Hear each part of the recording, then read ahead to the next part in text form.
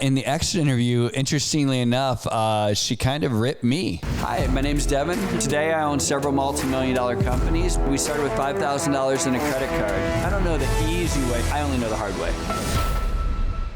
Hey everyone, welcome to the Whiteboard Entrepreneur Podcast, where I give straightforward advice for the entrepreneur in all of us.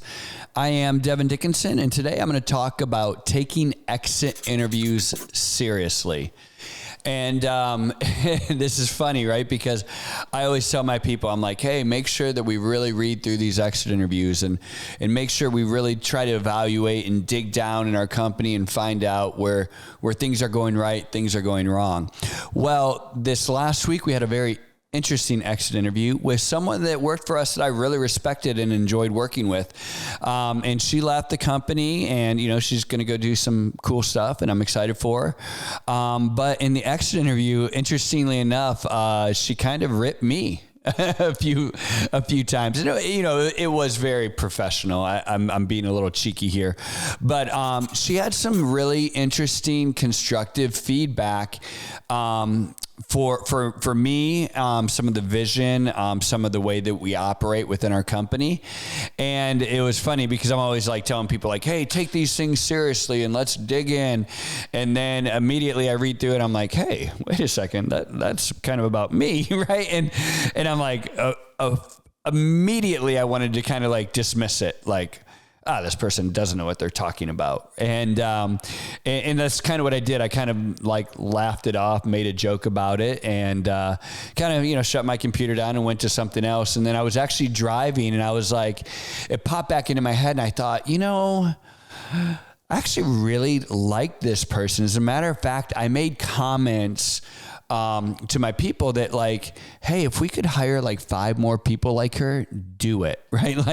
Like get this, get her people like her, get her friends, let's get them into the company.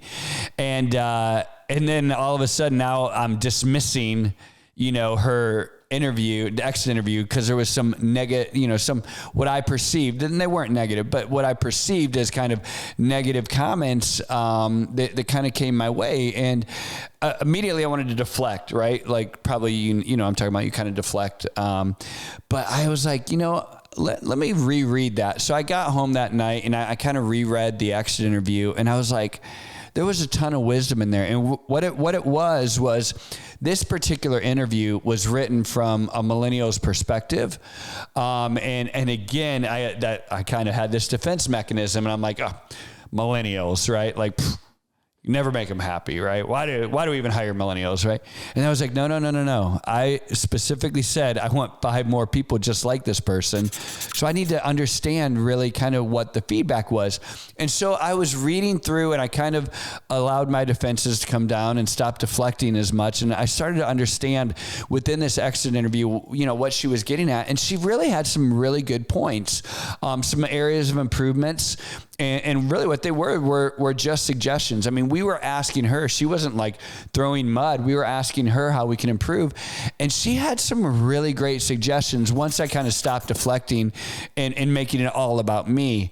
And as I read these, I go, that's probably some interesting, easy changes, right? In some ways, we're already doing what she's asking, but, we don't talk about it. We don't highlight it enough. Or, hey, that's actually a great suggestion.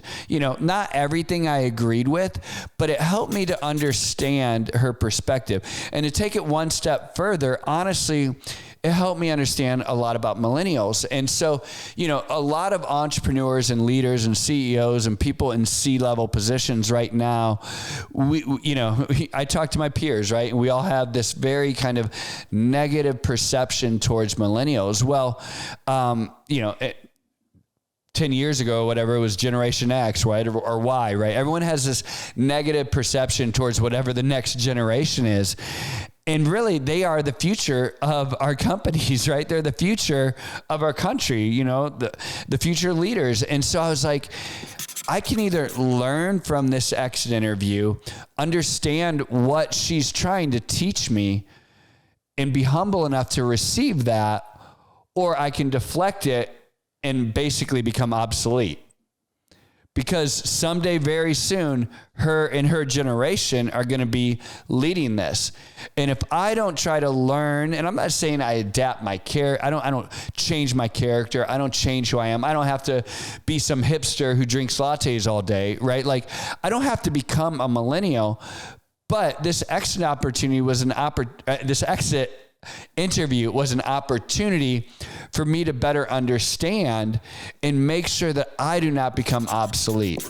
Make sure that my company is not missing opportunities to, work with what's a really talented group of folks, and just because it's slightly different than the way that I think doesn't mean that they work less hard, doesn't mean that our feedback isn't valuable, and also doesn't mean that what I do is wrong or what she does is right, or what she does is wrong and what I do is right. But I can learn from this exit interview and adapt and grow personally as a leader, and also my company can grow as well. So I could belabor this point on and on and on and on. But what I'd encourage you to do today is, if you don't do exit interviews, do exit interviews. If you do exit interviews, like dig down, right? Don't deflect, even if it's about you, right? Really learn what the truth is, what the underlying truth, what they're trying to teach you in that exit interview.